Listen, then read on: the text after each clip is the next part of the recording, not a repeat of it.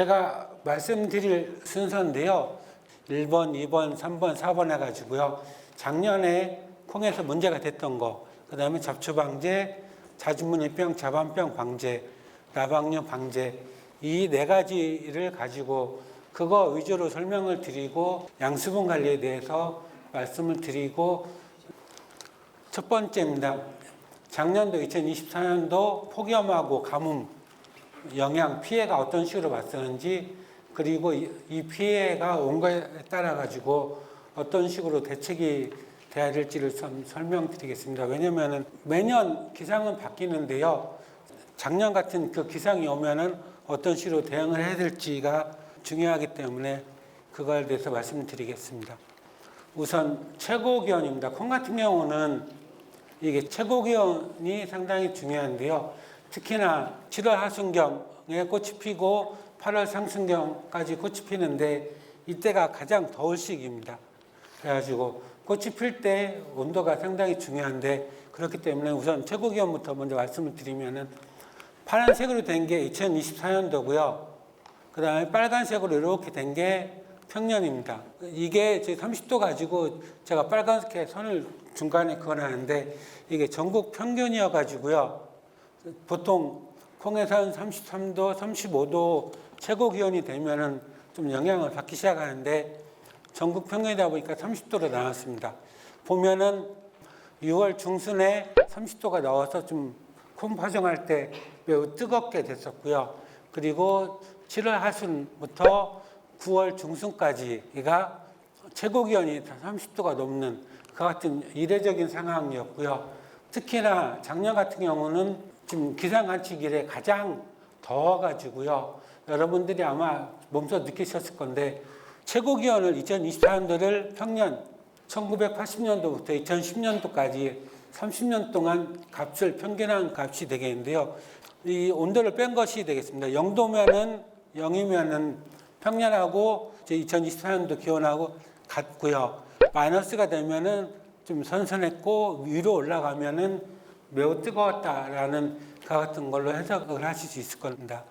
6월 중순에 3.9도, 6월 하순부터 7월 중순까지 장마 기간이어가지고요. 특별하게 뜨겁지 않은 그 같은 상황이었는데 7월 하순부터 9월 중순까지는 1.7도부터 5.5도씨까지 온도가 엄청 높았었습니다. 그러다 보니까 작년에는 엄청 뜨겁게 폭염하고 가뭄이 같이 왔다는 걸 말씀을 드리겠습니다. 이제 세부적인 건 좀 더 뒤에 설명을 드리고요. 최저기온입니다. 콩 같은 경우 최저기온이 그렇게 중요하지는 않은데요. 벼나 옥수수 같은 경우 야간의 최저기온이 어떻게 보면 벼의 품질하고 수량에 크게 영향을 미치는데 콩 같은 경우는 최저기온이 그렇게 영향을 미치지 않습니다.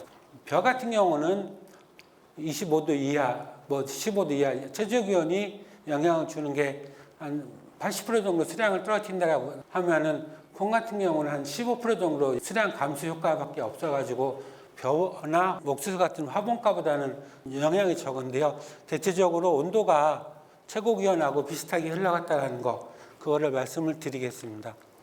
그 다음에 강수량입니다. 강수량 같은 경우는 이게 노란색이 2024년도고요. 파란색이 평년 강수량입니다. 보시면은 6월 파종 시기에는 좀 비가 좀 적게 왔었고 장마철인 6월 하순부터 7월 중순까지는 2024년도가 훨씬 더 많았고요. 아까부터 계속 말씀드렸던 폭염이 시작되는 7월 하순부터 9월 상순까지는 상당히 비가 적게 왔습니다. 한 적은 경우는 4분의 1 정도밖에 안 돼가지고요. 얘 같은 식으로 비가 엄청 적게 왔고 9월 중순에는 비가 많이 온 걸로 돼 있는데 이거는 추석 9월 20일 가까이 돼가지고 비가 많이 와서 그 같은 경향치가 나타났고요. 어쨌든 콩이 꽃피는 시기인 7월 하순부터 8월 상순에는 비가 적게 오고 온도가 엄청 높았다라는 거, 그거를 말씀드리겠습니다. 그러다 보니까 비가 많이 오게 된 게 한번도가 바다가 펄펄 끓어가지고요. 지난 100년 동안에 한 1.5도씨가 올랐고, 그 다음에 이와 같은 한번도 지형을 기준해 가지고 서해안하고 남해안, 동해안 해가지고요. 다 동일하게 빨갛게 온도가 올라가 가지고 그와 같은 것들이 되다 보니까는 여기 나온 것처럼 뜨거운 바다가 되다 보니까 대기 중에 수증기가 증가하고 그에 따라서 특이 기상이 발생하는 그 같은 게 됐고요. 이 특이 기상이 바다가 뜨거운 거랑 연결이 돼 가지고 특히나 작년 같은 경우 9월 중순하고 하순 경우에 평년보다 한 2배에서 한 3배 정도 되는 비가 많이 왔습니다. 그러다 보니까 콩의 어떤 익는 거하고 등수가하고 관련돼 가지고 많이 영향을 끼쳤다는 거 말씀을 드리고요. 이와 같은 것 때문에 작년에는 콩이 생육 단계별로 해가지고 어떤 영향을 받았었냐면 꽃피기 직전까지 영양생장기 동안에는 기온이 높고 강수량도 어느 정도 많아가지고 그러다 보니까 결국은 가본무가 됐습니다. 그리고 개화기 때는 비가 적게 오다 보니까 좀 이 영향이 있었고 온도가 높았고요. 이것이 9월 20일인 꼬투리가 자라고 콩알이 자라는 이 9월 20일까지도 동일하게 이와 같은 영향이 됐었고요. 콩이 본격적으로 성숙이 되는 9월 21일, 9월 하순부터는 강수량이 크게 증가했었다는 걸 말씀을 드립니다. 결국은 전 생육 기간을 고온으로 경과했고요. 강수량은 생육 초기에 많았고 등수기에도 많았고요. 개화기, 콩알이 자라는 시기, 이 시기에 강수량이 부족했다. 한마디로 말씀을 드릴 수 있습니다. 그러면은 작년에 수량 같은 경우가 농콩하고 박콩을 2023년도하고 비교해 보면은 박콩은 208에서 186kg로 한 11% 정도 수량이 감소했고요.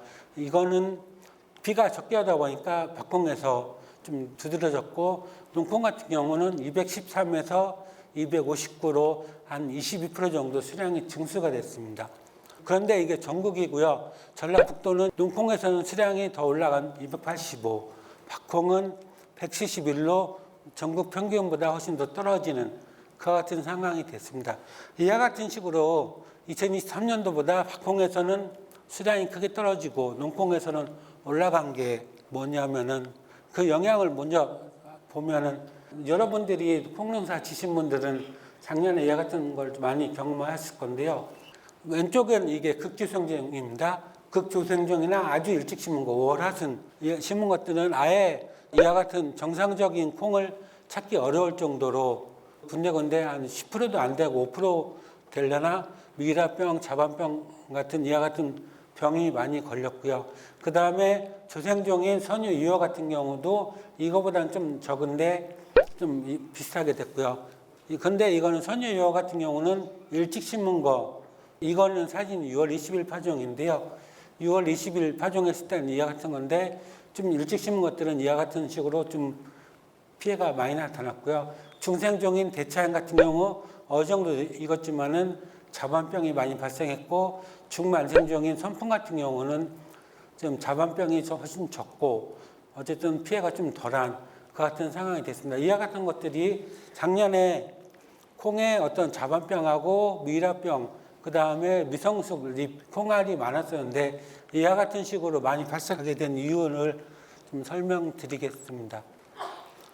우선은 생육 단계별로 영향을 적였었는데요. 개화 전에는 아까 말씀드렸다시피 가본무에서 생육이 매우 좋았고요.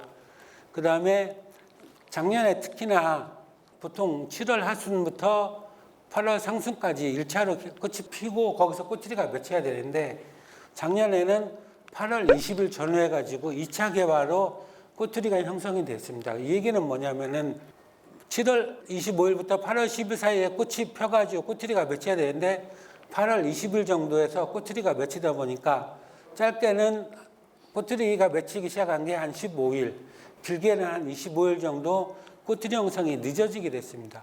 그러다 보니까는 생육 단계가 지연이 됐고요. 이와 같은 것들이 2018년도에 폭염하고 가뭄이 동일하게 왔었는데 그때도 이와 같은 현상을 보였었습니다.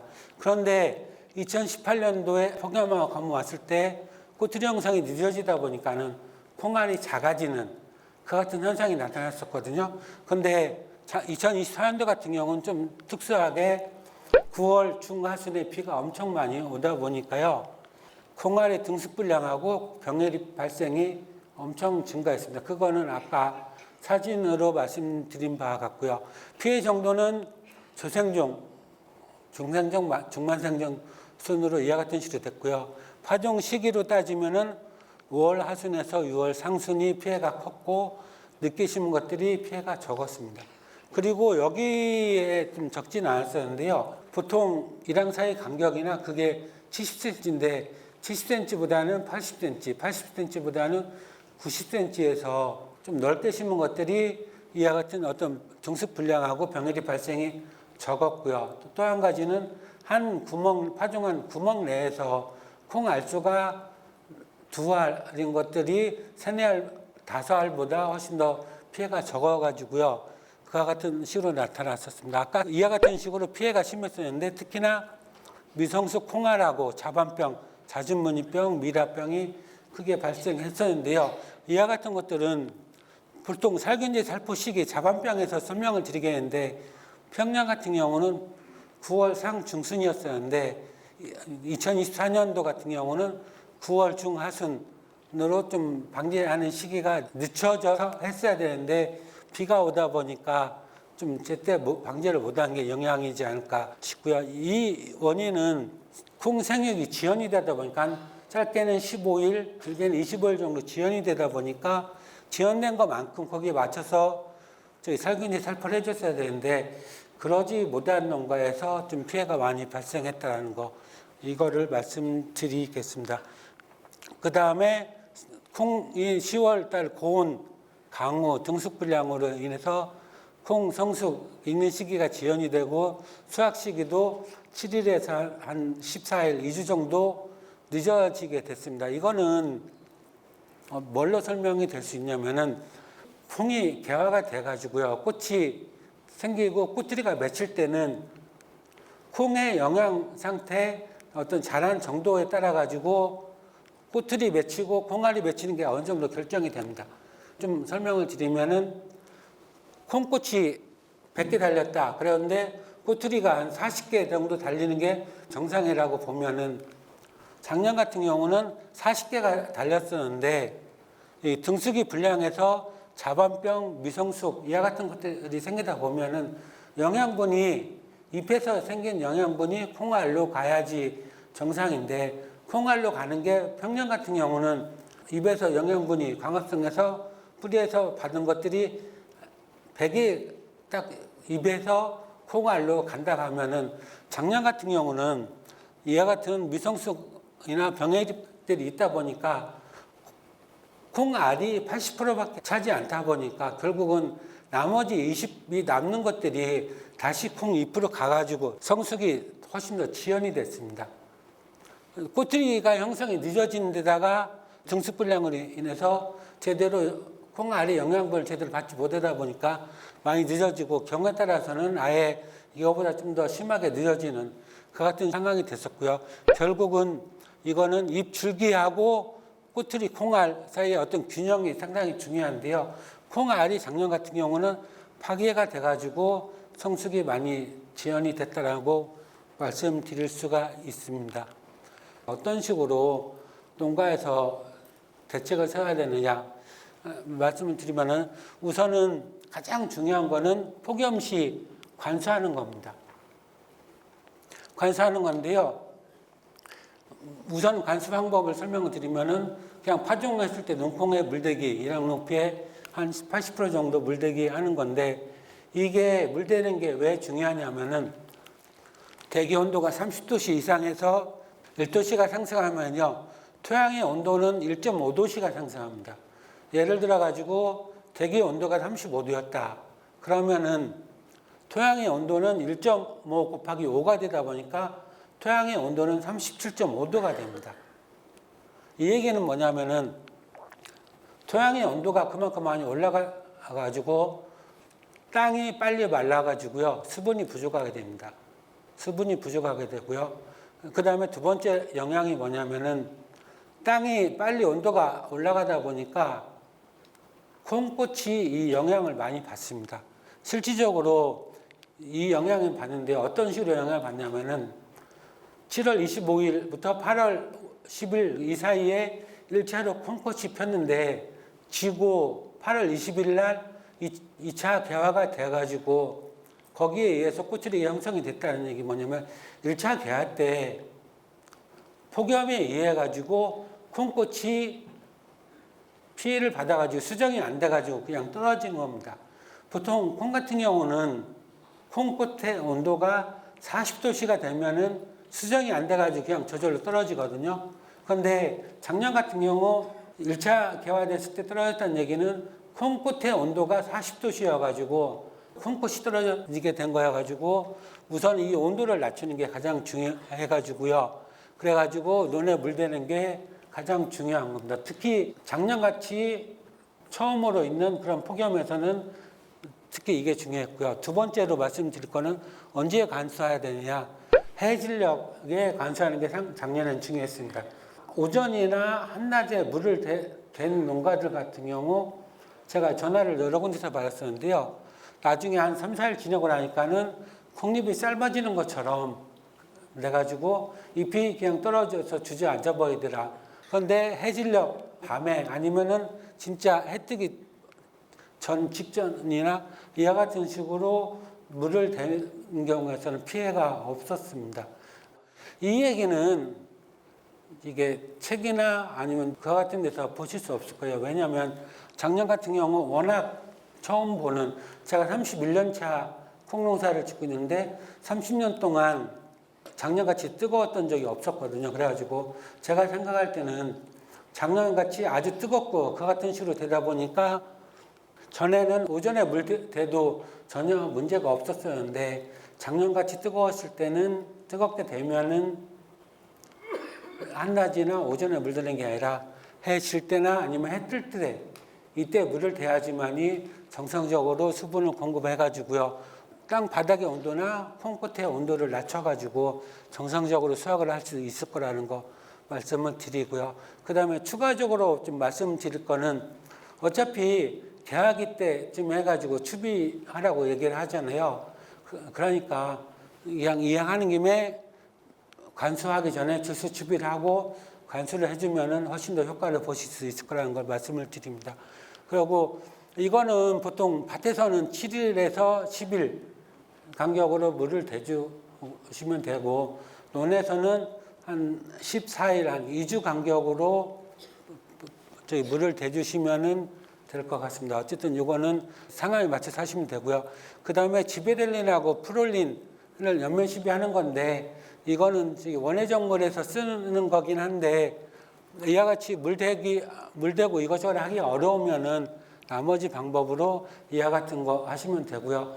한 10mm몰이나 40mm몰 정도로 해가지고 연면 시비를 해주시면은 될 것 같습니다. 이와 같은 식으로 하시면 되고요. 그 다음에 사전에 하는 거로 말씀을 드리면 올해 콩농사 지실 때 참고하시라고 말씀을 드리는데요. 파종 시기를 파종 적정 시기인 6월 5일에서 15일 정도 하시면 되고 그러면 6월 20일 정도에 하면 어떠냐라고 말씀하실 수 있는데 6월 20일 정도에 하실 수 있으면 좋긴 한데 문제가 한 6월 25일이나 6월 26일쯤 돼가지고 장마가 오거든요. 장마가 와가지고 6월 20일날 파종하게 되면은 장마철에 어떤 싹이 안 나는 그 같은 상황이 될 수 있으니까 가급적이면은 이 시기에 맞춰서 해주시고요. 그 다음에 작부체계랑 상관없이 우선 콩 단작으로만 하신다면은 중만생종인 선풍 등을 심으시기를 추천을 드리겠습니다. 그 다음에 이거는 뭐 논에서는 비가 많이 올 때는 좀 문제가 될 수 있는데 논이 아니라 밭이나 물 빠짐이 아주 좋은 곳에서는 흑색 비닐을 피복을 해주시면은 훨씬 더 효과를 보실 수 있고요. 그리고 제가 농콩 생산단지 실태조사 하느라고 전국을 여러 군데 돌아다니다 보니까 이게 농가들 중에서 깊게 쟁기질을 안 하고 로타리만 하고 바로 콩을 파종하는 경우가 있더라고요. 그런데 제가 여기서 말씀드리고 싶은 거는 이게 쟁기질을 해가지고 깊게 파고 나서 로타리 치고 하면은 이게 뿌리 길이가 쟁기질한 거가 그냥 로타리 친 거보다 훨씬 더 깊게 들어가니까 그러면 깊게 들어가면은 그만큼 수분 흡수나 양분 흡수 같은 게 좋으니까 가뭄에도 훨씬 더 효과적으로 대응하실 수 있다는 거, 이와 같은 걸 말씀드립니다. 그리고 아까도 좀 말씀드렸었는데 이러한 간격을 지금 70cm로 계속 말씀을 드렸었는데 만약에 작년같이 좀 비가 많이 오고 뭐 저기 하면은 10cm보다 좀 더 넓게 심으실 수 있으면은 넓게 심으시는 게 좋다라는 걸 말씀드립니다. 아까 말씀드렸다시피 일양 사이 간격이 70보다는 80, 80보다는 90이 작년 같은 경우 콩수량이 훨씬 더 많았고요. 그 이유는 일양 사이 간격을 좀 넓게 해주면은 가범무 되는 게 적고요. 그 다음에 계약이 고온으로 인해서 꽃이 떨어지는 게 훨씬 더 줄어들게 됩니다. 그래가지고 작년에 좀 넓게 심고 가범무 하다 보니까 순지르기를 해준 그와 같은 농가에서 좀 다수하는 그 같은 상황이 좀 많이 발생했다는 것을 말씀드리고요. 그 다음에 파종 입수를 아까 말씀드렸다시피 다수할에서 한 사흘 정도로 좀 맞춰서 파종해 주시면은 폭염 가뭄에 미리 대응해서 좀 하실 수 있을 거라는 거, 이거를 말씀을 드리겠습니다. 그 다음에 두 번째 제초제하고 잡초 방제가 되겠는데요. 그냥 여러분들 아시다시피 잡초 방제 골 만들고 파종하고 난 뒤에 바로 제초제 살포를 해주시는데요. 유제나 입제나 뭐 둘 중에 아무거나 살포해 주셔도 되는데 제가 여기서 말씀드릴 거는 이겁니다. 토양처리제 중에 성분이 에스메틸라클로르 품목명인데요. 이게 효과도 좋고 약효 지속기간도 깁니다. 지금까지 나와 있는 것 중에 그 같은 상표명이 이와 같은 것들이 있는데요. 이와 같은 것들을 사용하시면 되고 제가 그냥 그나마 좀 권장해서 말씀드리는 거는 가장 효과적인 거는 승용관리기를 이용해서 하는 겁니다. 일단 승용관리기 1단으로 놓고요. 물을 정량으로 놓고 이와 같은 식으로 좀 뿜어져 나오게 해가지고 해서 한바탕 왔다 갔다 해주시면 되고요. 그리고 나서 제가 근무하는 곳에서는 이렇게 하고 난 다음에 그 다음날 바로 물을 대줍니다. 인물을 위해 가지고 제초제 같은 경우 뿌려주고 3시간만 지나고 나서 물을 대주면은 제초제가 어떤 발화 억제시키는 그 같은 효과가 있어가지고 이와 같은 거를 추천을 드리고 그 다음에 입제 같은 경우 사용하시면 문제가 없는데 입제 같은 경우는 그냥 어쨌든 정량을 사용해서 뭉치지 않게 하라는 거 이거를 말씀을 드리고요.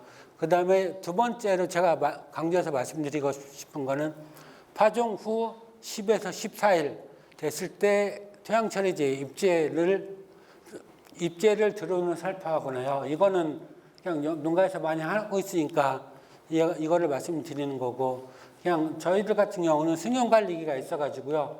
이때 승용관리기 가지고 한 번 더 이와 같은 식으로 뿌려줍니다. 그렇게 되면은 거의 잡초방지 문제가 없어가지고 이와 같은 걸 사용을 해주고요.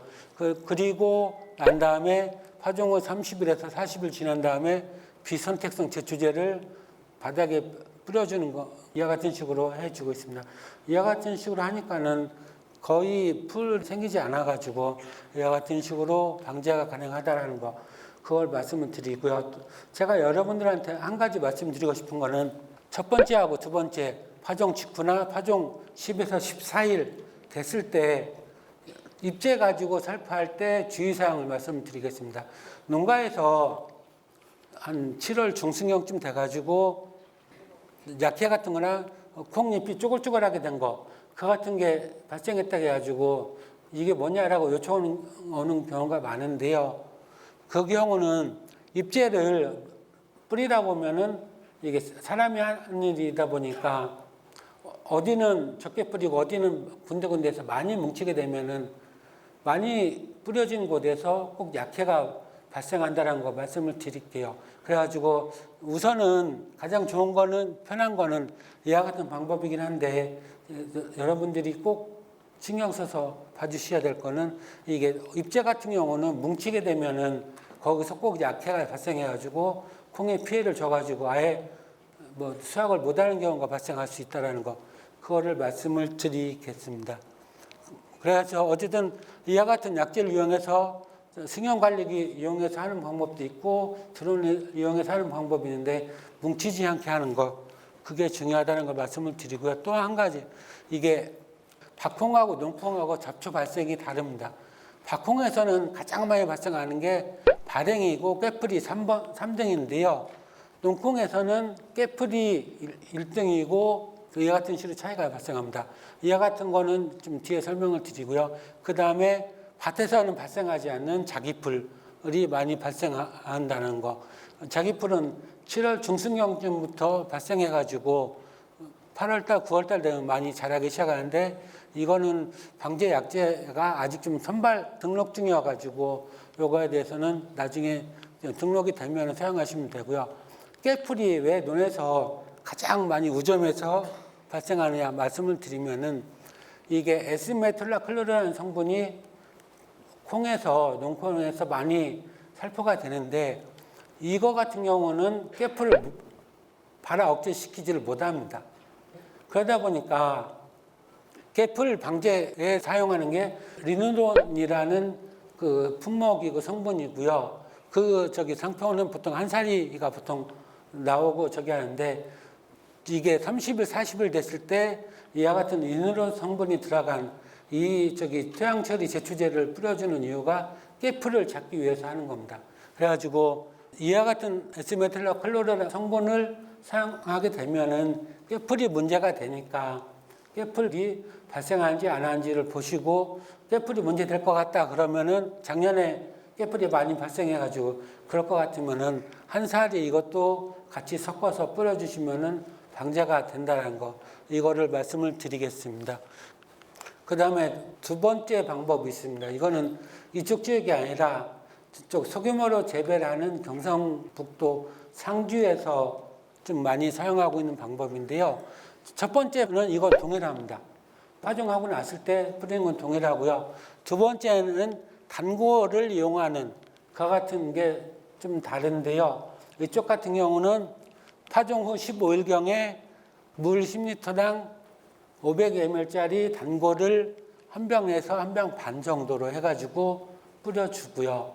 그 다음에 파종하고 나서 30일에서 40일 됐을 때 단골을 2병을 해가지고 뿌려줍니다.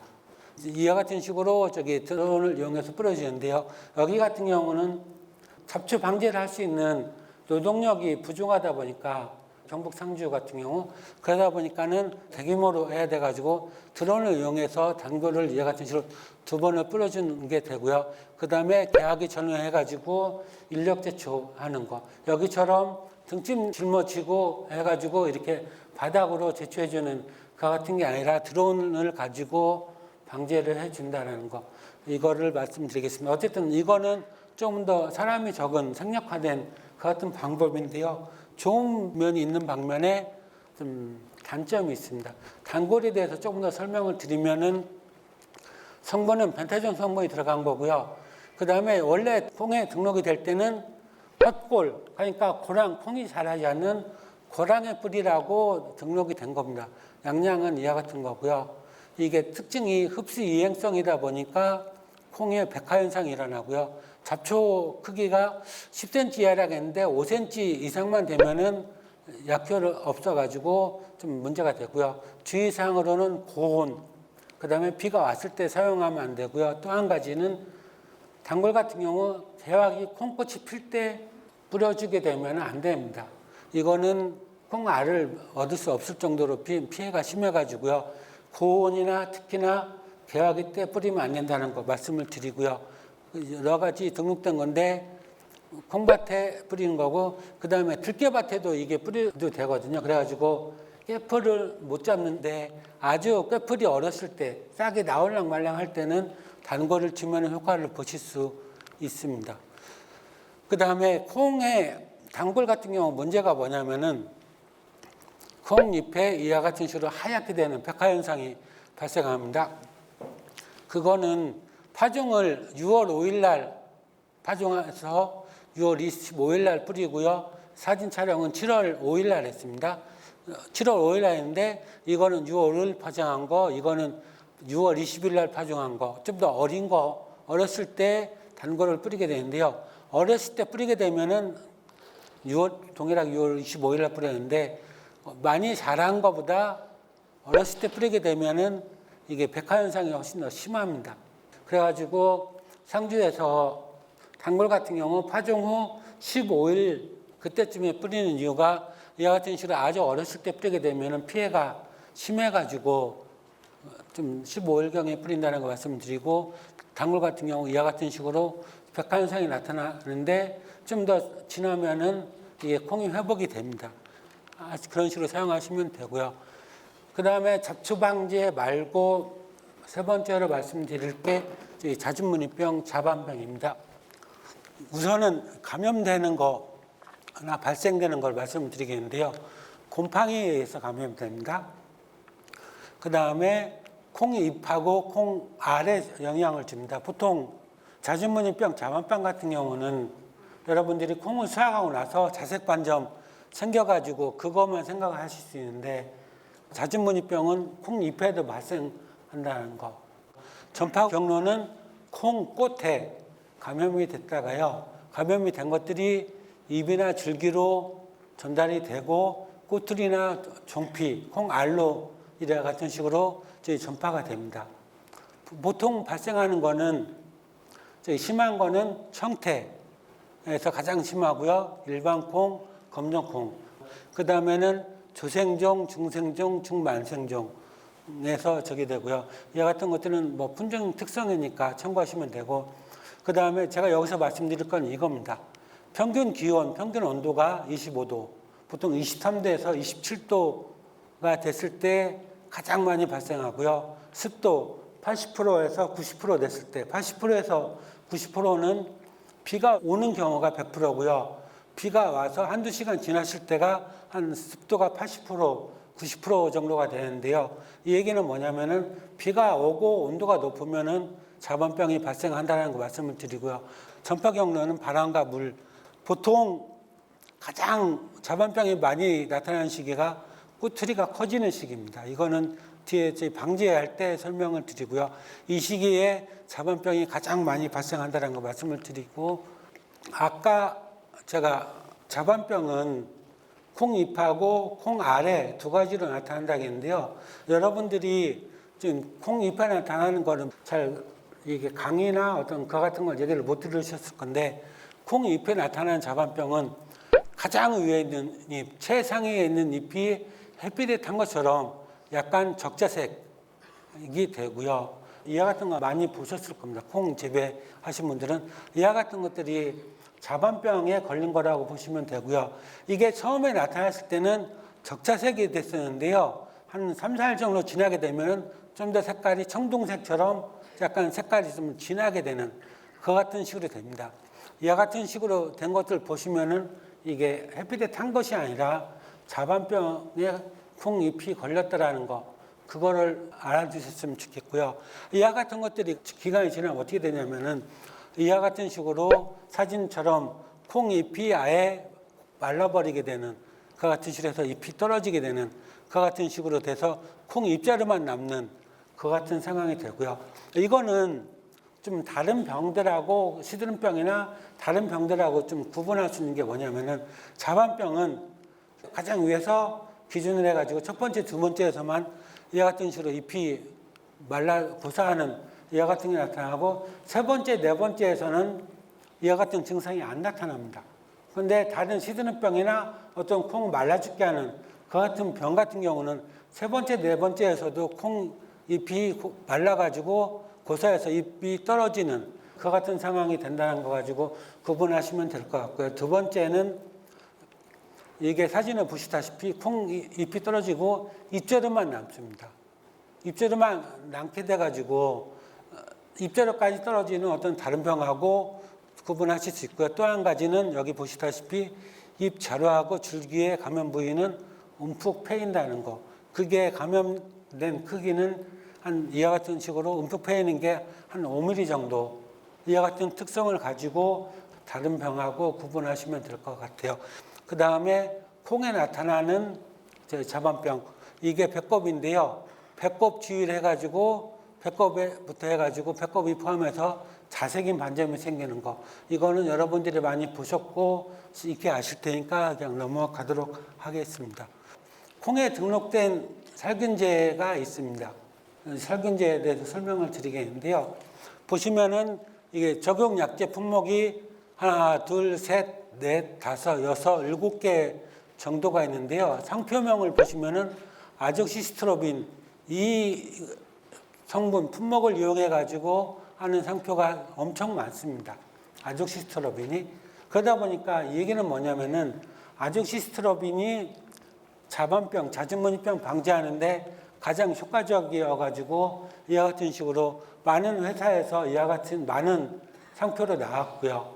그래 가지고 이거를 사용하시는 거를 첫 번째로 추천을 드립니다. 그런데 이게 가장 효과적이고 효과 좋고 한 번 치면 효과를 보실 수 있는데 이 아족시스트로빈 같은 경우 문제가 뭐냐면은 약제 내성이 쉽게 생깁니다. 아마 그 얘기는 뭐냐면은 병원들이 약제 내성이 쉽게 생긴다는 얘기는 이거를 쳤는데 아족시스트로빈을 쳤는데 저기 자반병을 못 잡는 경우가 생길 수가 있어요. 그래가지고 제가 여러분들한테 말씀드리고 싶은 거는 이거를 치고 난 다음에 한 3, 4일 정도 지나가지고 이게 효과가 있는지 없는지 자반병이 잡혔는지 아니면 더 이게 확산되는지 이거를 꼭 확인해 주셔야 된다는 거. 이거를 첫 번째로 말씀을 드리고요. 두 번째로 말씀드릴 거는 다른 거. 두 번째 자반병 방제를 할 때는 이 약제가 아닌 다른 약제를 사용해 주시면 되는 거고요. 그런 의미에서 여기에 제가 작용 기작해 가지고 적어 놨는데요. 카다, 사, 다, 나사, 사사, 다, 사 이와 같은 식으로 적었는데 한 번은 이와 같은 약제를 치셨으면은 두 번째 치실 때는 작용 기작에 다른 이와 같은 약을 살포해 주십시오 하는 거 말씀을 드리겠습니다. 이게 잦은무늬병 같은 경우는 이 성분이 가장 효과적인데 쉽게 약제 내성이 생기니까 치고 난 다음에는 이게 방제 효과가 있는지 없는지 꼭 확인해 주셔야 되고 그 다음에 두 번째로는 다음에 칠 때는 작용 기작에 다른 약제를 치는 거를 추천을 드리겠습니다. 그래가지고 제가 여러분들한테 말씀드릴 거는 작년에 자반병 방제 약제를 쳤는데 자반병이 발생했다, 많이 발생했다.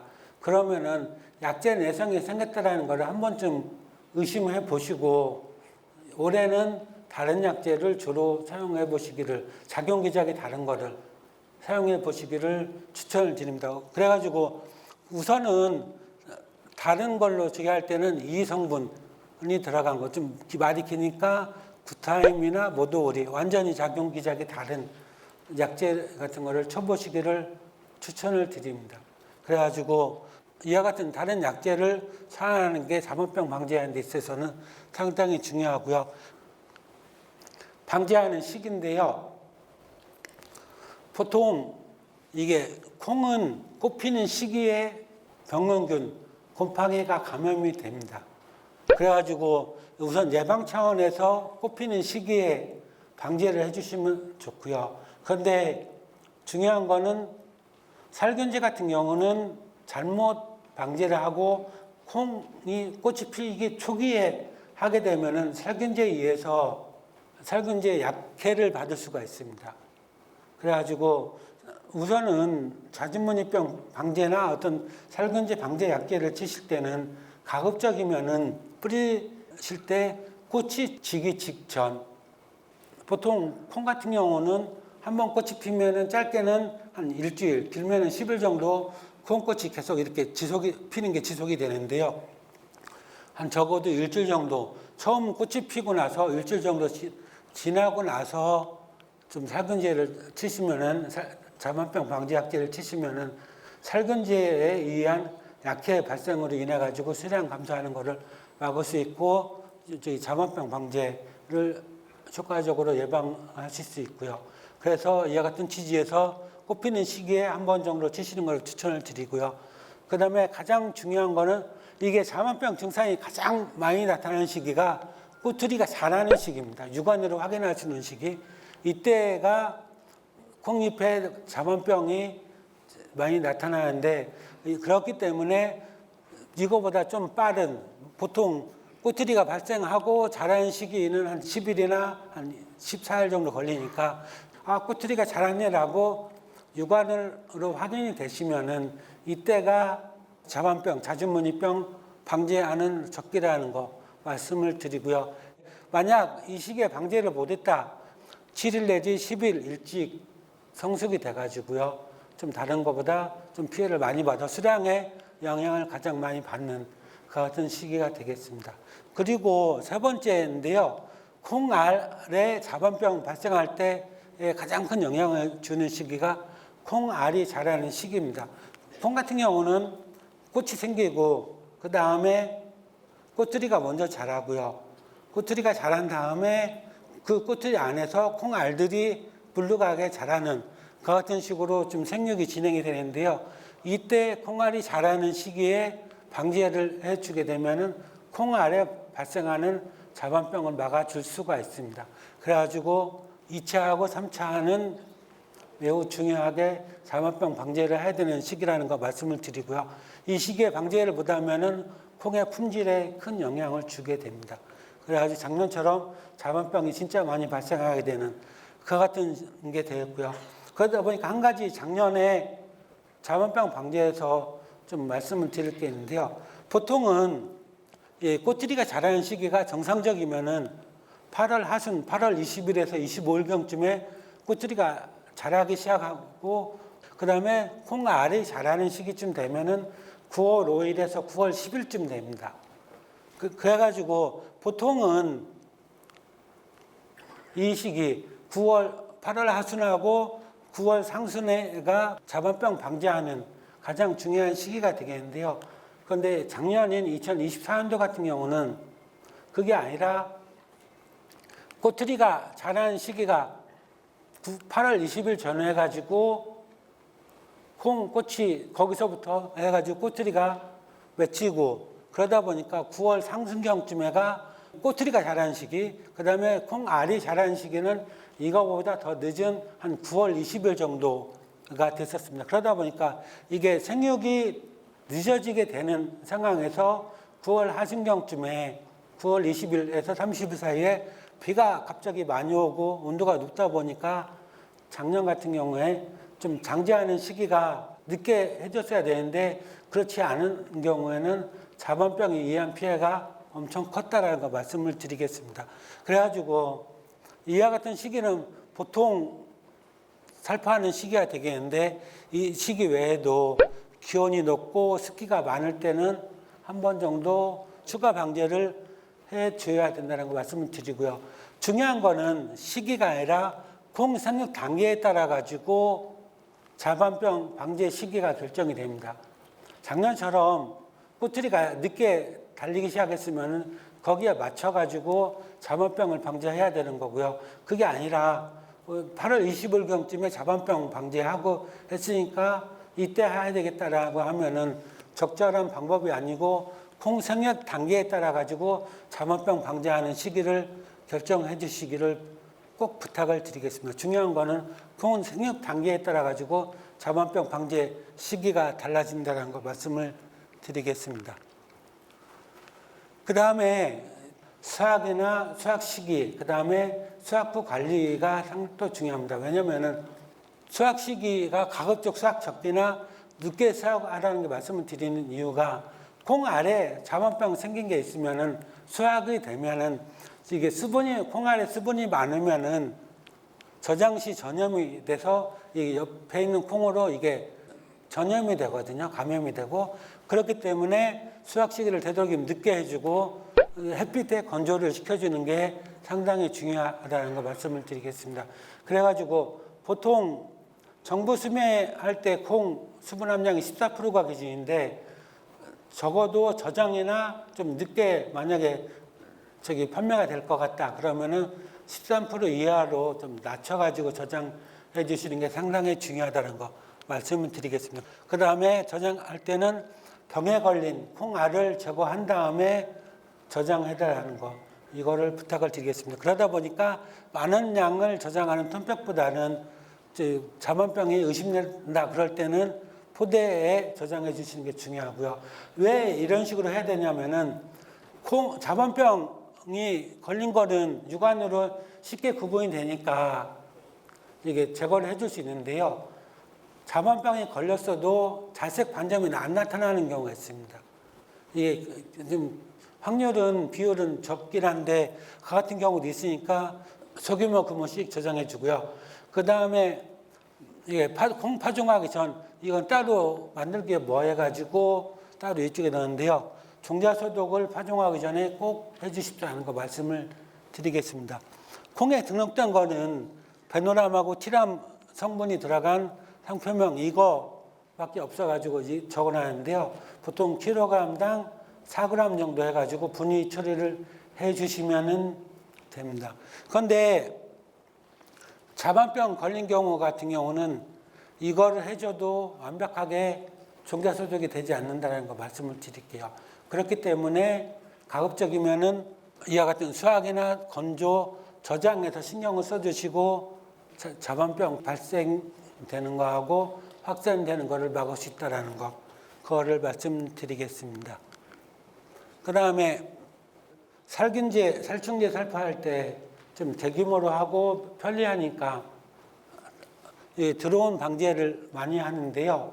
그런데 이게 살충제하고 살균제하고 특성을 좀 다르게 해야 된다는 거, 그거를 말씀드리겠습니다. 왜냐하면은 살충제나 살균제나 효과를 보기 위해서는 농약이 노린재나 나방류에 맞아야지만이 효과를 보실 수 있고요.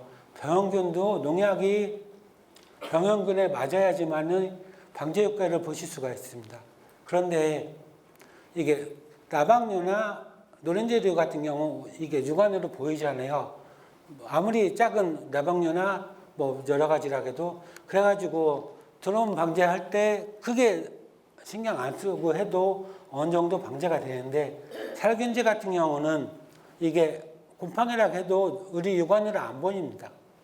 중요한 거는 농약이 병원균에 맞아야지만이 효과를 보는데 육안으로 안 보일 정도로 작은 병원균에 대해서 농약이 효과를 보려면은 드론으로 살포할 때는 중요한 게 고농도로 해서 하는 것보다는 저농도로 해가지고 많은 양으로 해가지고요. 그렇게 했을 때만 효과를 보실 수 있습니다.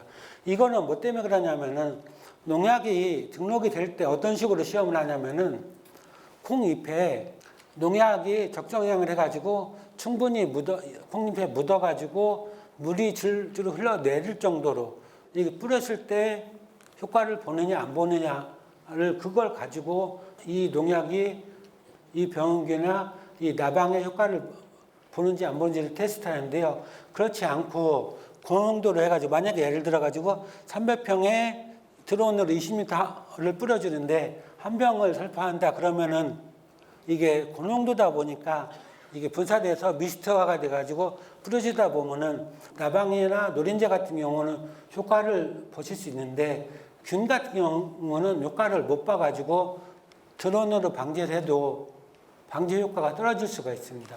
그렇기 때문에 저농도로 해가지고 그냥 20m당 반병에서 그냥 300평에 한 40m 정도 좀 더 넓게 뿌려주게 되면은 효과를 더 보실 수 있을 거라는 거, 이걸 말씀드리고요. 그래가지고 이거는 작년에 제주도에 갔더니요. 제주도에 나물콩을 많이 하는데 이와 같은 식으로 대충 뿌려진 농가는 자반병 발생 비율이 33%, 35% 정도 됐었고요. 이와 같은 식으로 제때 방제해준 농가는 3% 정도 됐었거든요. 그래가지고 그 농가분이 나는 이와 같은 식으로 했더니 효과를 보더라 해가지고 제가 했었는데 이거는 이쪽 지역에서도 많이 사용하는 방법이니까 특히 살균제 할 때는 저농도로 해서 많은 영양을 뿌려주는 게 중요하다는 거, 그거를 말씀드리겠습니다. 이와 같은 식으로 자반병에 대해서 말씀을 드렸고요. 그 다음에 파밤나방하고 담배꽃샘이나방 말씀드리겠습니다. 이게 먼저 파밤나방인데요. 알입니다. 잎 뒷면에 이와 같은 식으로 해서 좀 알을 까고요. 유충인데 이거는 진짜 많이 자란 유충이 되었고요. 보통 파밤나방 같은 경우는 콩 잎을 갉아먹는데 보통 녹색 이걸 찌는 것 같은 상황이 되고요. 그 다음에 성충이 되면 이와 같은 식으로 되는데 피해는 콩 잎을 다 갉아먹는 그 같은 게 됩니다. 여기 보시면은 색깔은 아까 같은 경우는 이게 녹색이고요. 그 다음에 이건 녹색이 아니라 흰색이 있고 뭐 저기 하는데 이것도 동일한 파밤나방입니다. 파밤나방인데 옆에 흰 줄이 있는 게 특징이고요. 이건 뒤에 설명드리겠습니다. 특성을 보면은 측면에 흰색 선이 있는 게 특징이고요. 주로 녹색인데 황록색에서 흑갈색까지 되고요.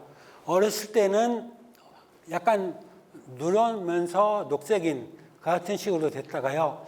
파밤나방이 자라면 자랄수록 아까 좀 전에 사진처럼 흑갈색으로 바뀌게 됩니다.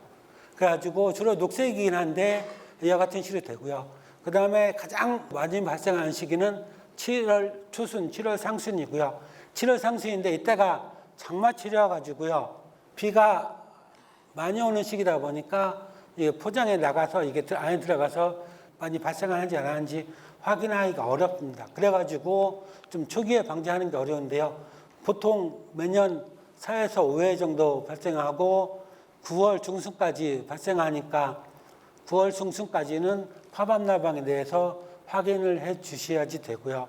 그 다음에 방지할 때는 1cm 이상이면 방제 효과가 떨어지는데요. 색깔로 보면은 황록색일 때, 이때가 농약을 살포했을 때 방제 효과를 보고요. 그렇지 않고 이것보다 더 자란 녹색이나 진한 녹색이나 흑갈색이 됐을 때는 농약 원액에 집어넣어도 안 죽습니다. 그래가지고 초기 방지하는 게 매우 중요하다라고 말씀을 드리고요. 그 다음에 하루 중 한낮보다는 아침이나 저녁에 방지하는 게 중요하고 이거는 뭐 골고루 방지한다든지 일주일 간격으로 뭐 살포한다는 거 이거는 뭐 잘 아시니까 제가 여기서 말씀드릴 거는 측면에 흰색 선이 있는 게 파밤나방이고요. 색깔은 녹색이고 황록색에서부터 흑갈색까지 다양하게 있다는 거 그거를 말씀드리겠습니다. 그리고 어느 정도 자라고 나면은 방제 효과가 없어가지고요. 그렇기 때문에 아주 어렸을 때 잡지 않으면은 못 잡는다는 거 그거를 말씀드리겠습니다. 그 다음에 담배거세미 나방입니다. 파밤나방하고 달리 담배거세미 나방은 여기 위에 흰색 선이 있고요. 이걸 특징으로 하면 되고 나방 이와 같은 게 성충이 되겠습니다. 그 다음에 측면에 검은색이나 뭐 가장 위에 흰색 선 있는 거 그걸 가지고 파밤나방하고 담배거세미 나방 구분할 수 있고요. 어쨌든 같은 나방류이기 때문에 동일한 방제 약제를 사용해 주시면 됩니다. 이거는 담배거세미 나방은 7월 상순이 아니라 7월 중순경쯤에 가장 많이 발생하고요. 그 다음에 1cm 이상인 방제 효과가 감소하고 동위 틀매렵이나 해질녘에 방제하는 게 중요하고요. 어쨌든 뭐 비슷한 특성이긴 한데 방제약제는 동일하니까 이걸 가지고 하시면 될 것 같아요. 파밤나방이나 담배거세미 나방이 있는데요. 이게 방제약제가 두 가지 종류가 있습니다. 하나는 아까 처음에 말씀드렸다시피 농약이 벌레에 나방류에 직접 맞아야지만 죽는 접촉에 의해서 효과를 보는 게 있고요. 그 다음에 그게 아니라 미리 뿌려놨는데 잎콩잎에 남아있는 그 농약 성분을 갉아 먹었을 때 그게 나방류 속에 들어가서 효과를 보는 섭식에 의한 이와 같은 효과를 보는 그 두 가지 종류가 있는데요. 대부분의 약자가 접촉에 의해서 생기는 거거든요. 주로 많이 사용하는 건 이와 같은 약자인데 제가 여기서 말씀드릴 거는 나방류나 담배거세미 나방이 주로 많이 어렸을 때 존재하는 것이 콩 잎의 뒷면입니다. 여기가 윗면이고 여기가 뒷면인데요. 방제 약제, 드론이나 살포를 하게 되면은 보통 약제 같은 경우는 위에서부터 얘 같은 식 떨어지게 되는데 그렇게 되면은 콩 잎의 뒷면까지 방제 효과, 농약이 못 가는 경우가 많습니다. 그렇기 때문에 그냥 이렇게 뿌릴 때 좀 이렇게 위에서 떨어지는 게 아니라 대각선으로 해서 이와 같은 식으로 맞춰가지고 콩잎이 뒤집어지게 할 수 있게 그와 같은 식으로 농약을 살포할 때 해주시면 되고요. 그 다음에 파밤나방이 진짜 많이 발생한다. 그럴 때는 이거 접촉기에서 콩 파반나방이 1cm 이상 돼가지고 방제가 어렵다. 그런 경우에는 이와 같은 약재도 사용해 보시기를 추천을 드리겠습니다. 그래서 어렸을 때 살포하고요. 다 자라가지고 효과보기 어렵다 하면은 이와 같은 약재를 사용해 보시기를 추천을 드리겠습니다. 물관리인데 이거는 그냥 넘어가고요. 제가 여기서 말씀드릴 거는 그냥 관수할 때 일항 높이의 60에서 80%까지만 관수하고 물을 딱 끊어버리고 저절로 여기 고랑에 있는 물이 이 안쪽으로 이렇게 스며들어가 가지고 효과를 볼 수 있게 하는 게 중요하다는 거 말씀을 드리겠습니다. 그리고 이게 정읍도 김제처럼 이게 농축 농사를 좀 오랫동안 지신 분들, 뭐 2, 3년 차가 아니라 5년 차, 10년 차 정도 된 농가가 있을 것 같아가지고 이 자료를 가져왔는데요. 이게 농콩 재배 기간에 따라 가지고 토양의 비옥도는 급격하게 나빠집니다. 예를 들면은 1, 3년 차에서 유기물 함량부터 해서 가리 같은 경우는 인삼 말고는 콩이 자라기 적합한 유기물 함량, 가리 함량 범위를 갖추고 있는데요. 이게 4, 5년 차만 되면은 유기물 함량하고 가리 함량이 급격히 나빠지고요. 10년 차가 되면은 이거보다 훨씬 더 나빠지게 됩니다.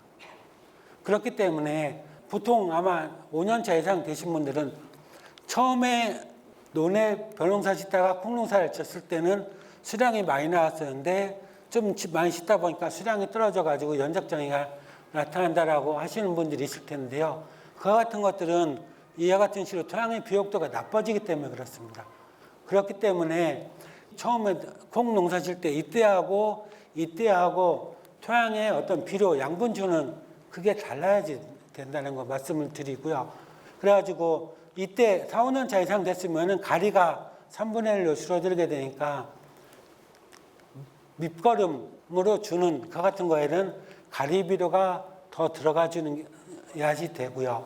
그 다음에 유기물 함량이 떨어지게 되니까 어떤 탭이라든지 아니면은 미리 녹비, 뭐 호밀이라든지 그 같은 거를 심어가지고 5월 초에 갈아 엎어서 토양에 넣어줘가지고 유기물 함량을 유지시켜주는 그 같은 게 상당히 중요하고요.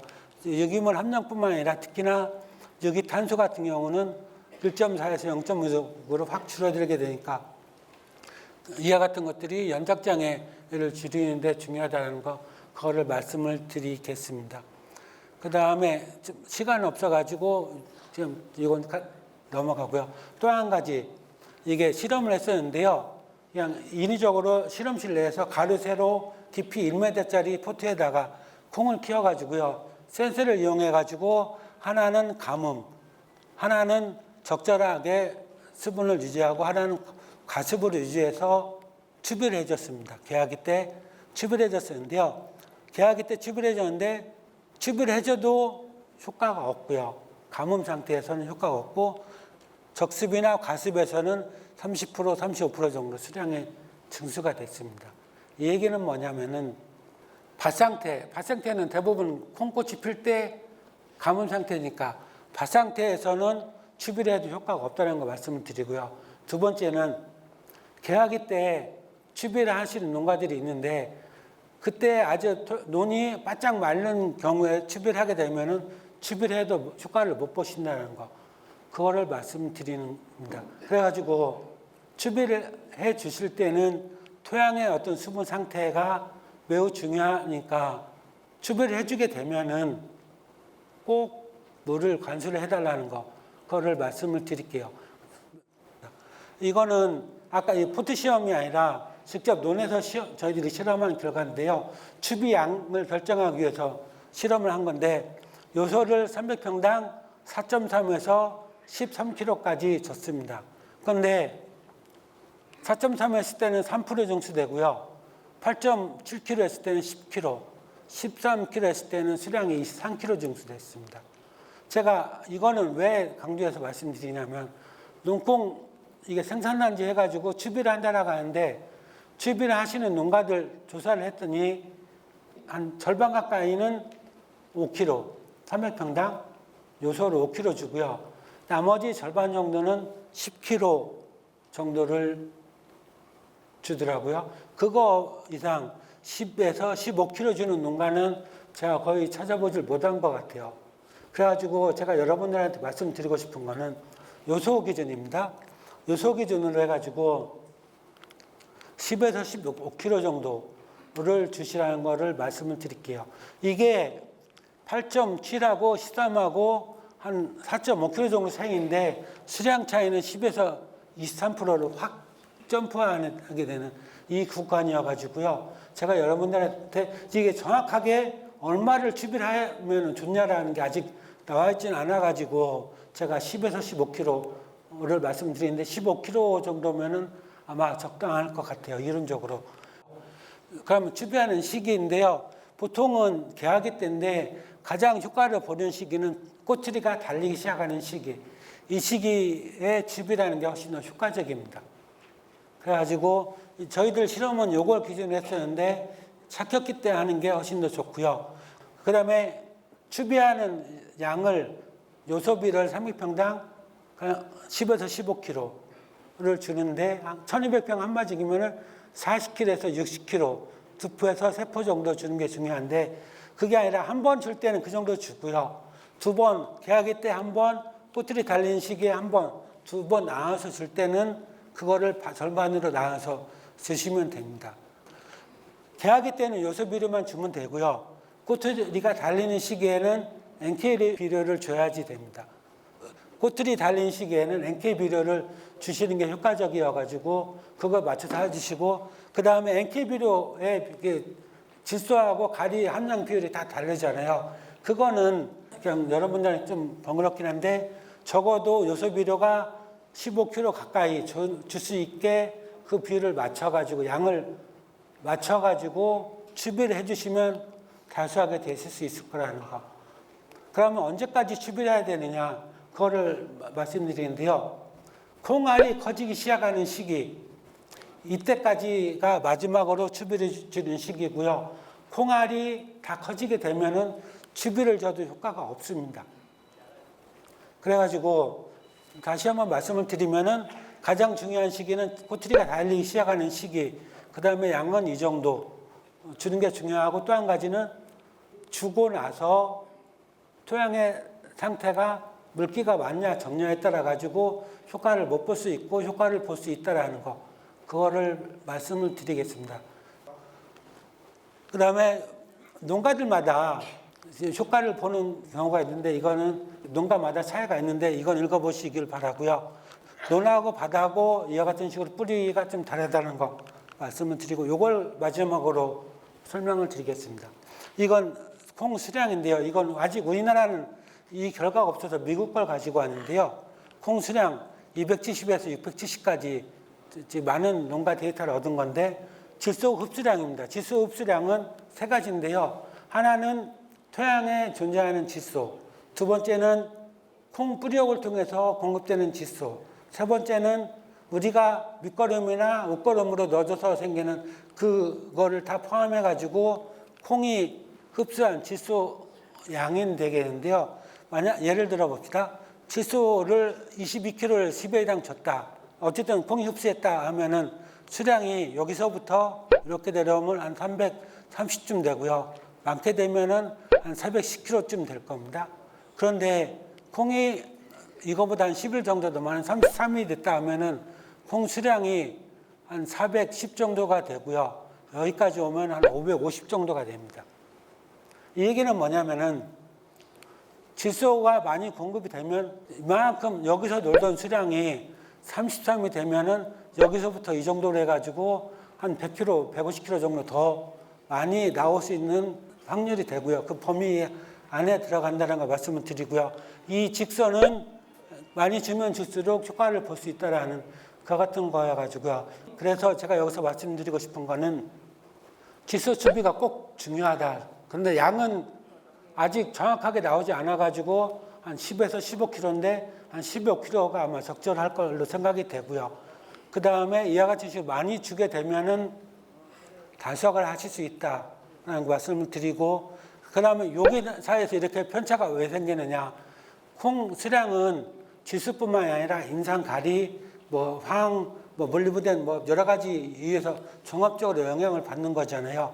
그 영향에 의해서 이와 같은 편차가 범위가 생긴 거라고 보시면 될 것 같습니다.